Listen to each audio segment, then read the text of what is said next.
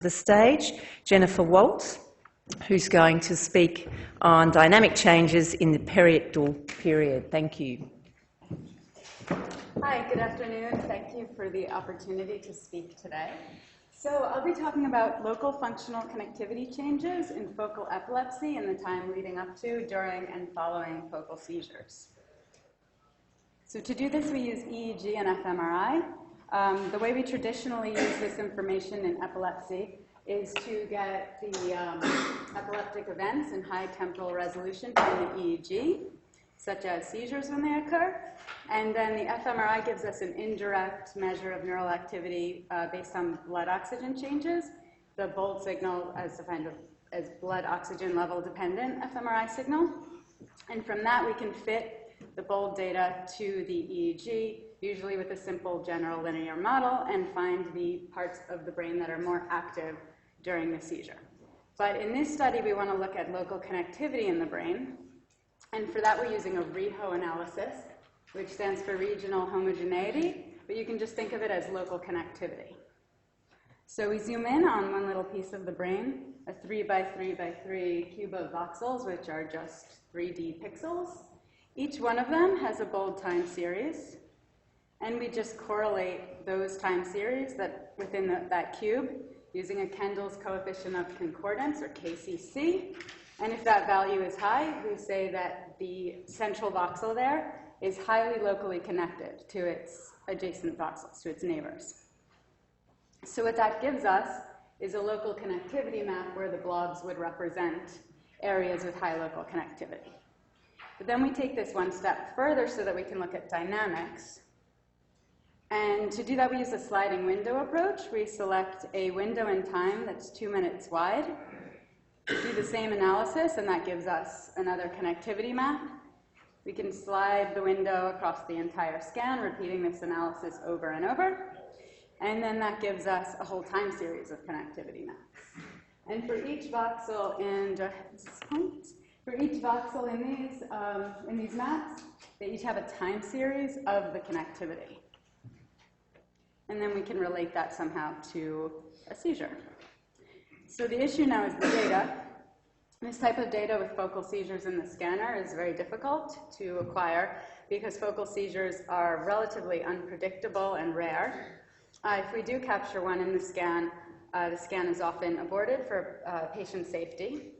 And the motion is often highly correlated with the seizure. When the seizure happens, the patient moves a lot. And these connectivity analyses are highly susceptible to those sorts of artifacts. Some smaller issues that we can get around that have to do with interpretation are sleep confounds. If the patients are falling asleep and then seize, it's hard to know if that pre-ictal state was based on a sleeping or something related to seizure threshold. And a lot of the scans are short. So we actually have quite a few nice data sets, but one that's particularly nice in that it doesn't have these confounds. So that's the one we're looking at today. So the patient was an 11-year-old girl. Her initial diagnosis was left frontal lobe epilepsy. Her case ended up being a little more complicated than that, but I'll get into that in just a bit. We have a 60-minute scan where the patient remained awake. She had a seizure 35 minutes into the scan that lasted 1 minute, and her motion was not highly correlated, or correlated at all with the event. No one even knew she had a seizure in the scanner until the EEG was marked up and it was determined. And then the acquisition parameters and preprocessing are pretty standard. So first, these are the results of the standard analyses, like the general linear model is shown in pink. So you can see a widespread activity as you'd expect during the seizure, but especially in the left frontal area and bilateral frontal regions and thalamus. Results look pretty similar, though there are a few differences, with the standard Rijo results. So that's looking at the whole scan and the local connectivity across the whole scan. You don't normally see these frontal regions and the thalamus in control subjects. So now for the sliding window analysis, if we just look at the window that's centered on the seizure, that's what this is shown in red-yellow. And there are similar areas that you see in the standard Rijo, but definitely there are some increases. It's very strong connectivity in the left frontal area. But the most striking, most notable thing here, I have it circled, is the left PHG, peri-hippocampal gyrus. And the reason that's notable is because when the neurologists look closely at her anatomical scans, it turns out she has a subtle dysplasia in that very same region. And this area doesn't really pop out of the standard analyses. You can kind of see it if you look closely, but it's very prominent in this result. So we selected a few regions of interest based on clinical interest, clinical relevance, and we wanted to look at the time series of their connectivity. So that's what's shown here. The pink shaded regions are representing the seizure timing, where the light shading is just marking any window that is at all influenced by the seizure. So even if the window overlaps with the seizure by one time point, it's noted that way. So qualitatively, you can see that about 15 minutes prior to the seizure, there's some sort of, it looks like there's a change from baseline state. There's an increase in connectivity in quite a few of these regions. And especially the frontal areas and contralateral or ipsilateral frontal, middle frontal gyrus. Then about 6 minutes prior to the seizure, there's a peak in the frontal areas, but also in the peri-hippocampal gyrus. We also see peaks, there's a peak early, a temporal peak early in the seizure in the dorsal ACC, which is noteworthy because it's part of the salience network, but I'll get to that in a bit. And the left thalamus peaks late in the seizure with a slow drift with increasing connectivity in the postictal state. So the next thing we looked at was a simple difference between the ictal window Rijo and the standard Rijo. So what that's showing over here is red is the increased connectivity during the seizure relative to average. Blue is decreases.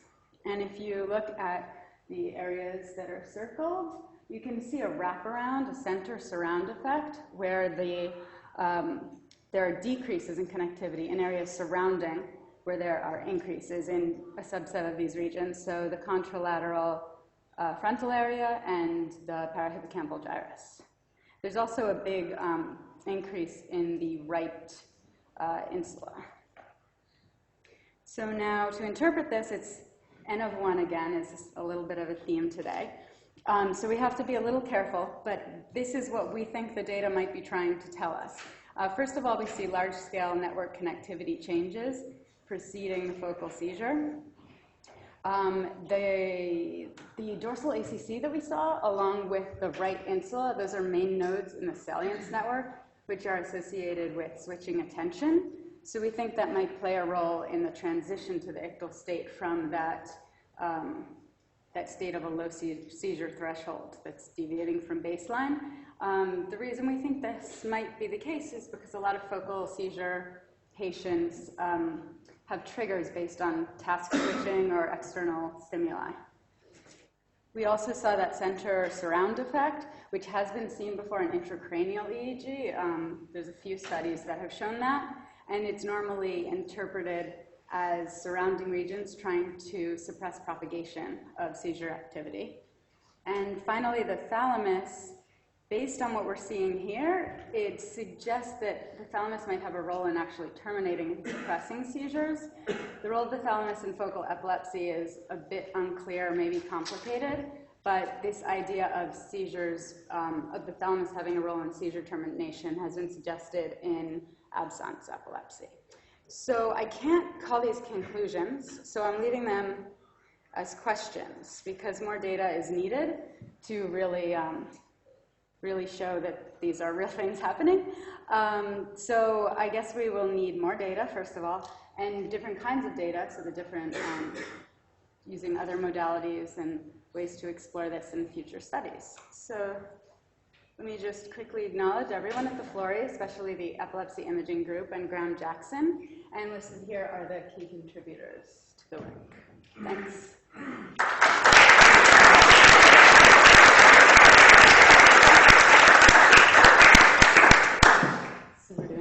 Okay, thanks, Jennifer. That was perfectly timed. Oh, good. Questions? We've got a few minutes. Yes? Have you looked at diffusion imaging data for the alterations in FA in those areas? Sorry, did you say diffusion? Yeah. We haven't. I'm actually not sure. I think we do have the data for this patient. I'm not familiar personally, I've never done analysis with diffusion imaging, but we have very experienced people in the group that could look into that and should. Question here and then Simon. What happens with the cerebellum? Have you looked at that? In terms of the connectivity changes? Yes. You haven't looked at it directly. I'm trying to recall if we saw much there. There was nothing particularly striking there that, you know, otherwise I would have showed it. So yeah, it was pretty standard, but I could look more closely. Yes? Just trying to understand the surround changes. I mean, the decrease in local connectivity surrounding it, we're trying to equate that with surround inhibition, but it doesn't necessarily mean reduced deactivation there, does it? That's absolutely true. So Yeah, I mean, like loss of local connectivity, just to me that would mean let the seizure escape. it could be. Yeah, it's really, we can't really conclude anything about that. The reason I mentioned the idea of a surround inhibition is because that's how these things seem to normally be interpreted. That's usually the story you get when you read about these things in the intracranial EEG literature, but that's completely valid. We don't know what it is, so. You don't see that on your GLM modelling, do you? No, there's not a decrease there, and yeah. So Alan? Can I just ask a clarification of your method? Yeah, and so when you talk about increases or decreases, what do you mean statistically? We didn't do any real statistical tests on it. It was kind of just showing where the largest increases and decreases were, so I don't have stats for you on that. It's a little tricky when you have one patient and one seizure. We'd love to do a single subject. Yeah, it's kind of tricky. But if you have ideas for me, I'd be happy to take on ways to quantify statistics on one. I don't know. But you do have the time course for you. Yeah. We can look at changes in variance and things like that. And yeah, I did Z-score them. I just can't remember off the top of my head what the values were. Question here. Do you have experience with your connectivity measure with other patients without a seizure? Do they have big fluctuations, for example, in focal regions? Yeah, that's the next step. We have quite a few patients with really nice data that don't have seizures, but they have very active EEG, so that's the next thing I'm going to look at, and we'll see the variance and how that correlates with the different event types. So that's kind of the next thing to us. Just a question about the sensitivity to head motion as Rijo measures. Is there more head motion during a seizure? Does that affect results? Yeah, not in this patient, but often there's a lot of head motion. I mean, sometimes it's like a jump where you're going, how did they even possibly move that much in the coil during their seizure? You know, it's just a big jump a lot of times.